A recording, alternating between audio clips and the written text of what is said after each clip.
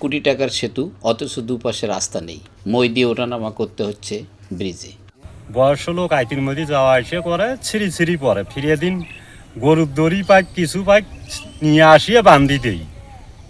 2-2.5 মাস থেকে এইভাবে কষ্ট করে চলাফিরে করে নিচ্ছি।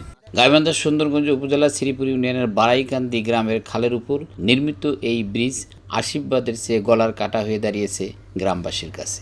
সমস্যা হয়েছে ব্রিজটা, নতুন ব্রিজ দিয়ে আর সমস্যাটা বেশি হয়ে গেছে। এই বন্যার পানিতে এখন মানুষ অনেক সমস্যা হয়ে যাবে, কীভাবে পার হয়ে যাবে। ব্রিজ দিয়ে আমাদের এখানে কি হলো, তো মানুষ পার হওয়ার পারে না, চলতে পারে না, হাঁটতে পারে না, খুব বিপদ, কঠিন বিপদের মধ্যে পড়ে গেছে মানুষ।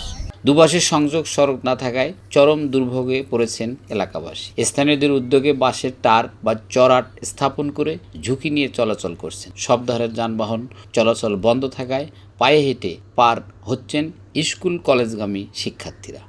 অনেকদিন থেকে ব্রিজটা পড়ে আছে, এটার কাজ চলছেই না।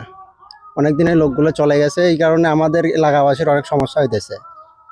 প্রতিনিয়ত আমাদের স্কুলে এই রোড দিয়ে, এই ব্রিজের উপর দিয়ে 2-3 বার করে যাতায়াত করা লাগে, কিন্তু আমাদের এটা অনেক সমস্যা হইতেছে। এটা কর্তৃপক্ষের কাছে আবেদন জানাচ্ছি যে এটার কাজ একটু তাড়াতাড়ি করা দরকার, কি কারণ আমাদের এলাকাবাসী একটু সুবিধা হবে এতে। স্থানীয় জনগণ বলছে, ব্রিজটির নির্মাণ কাজ শুরু করার পর থেকে এলাকাবাসী অতি কষ্ট করে চলাচল করে। দ্রুত সময়ের মধ্যে ব্রিজটির সংযোগ সড়ক নির্মাণের জোর দাবি জানান তারা। রাস্তাটা যে অবস্থা, সাইডে বালু নাই, কাজ করছে এখানে কাজ করে কন্ট্রাক্টরের কোনো হুরুক্ষেপ নেই, কাজ করে সাধারণ মানুষ আমরা এদিকে জনগণ রাস্তা দিয়ে পার হতে পারতেছি না, খুব কষ্টে দুর্ভোগে আমরা আছি বর্তমানে। ওই রাস্তা দিয়ে বর্তমানে এখন কি যে অবহেলার কারণে কাজটা করতেছে না, এখন আমাদের সাধারণ জনগণ এই রাস্তা দিয়ে দুর্ভোগে আমরা বর্তমানে আছি এখন রাস্তা।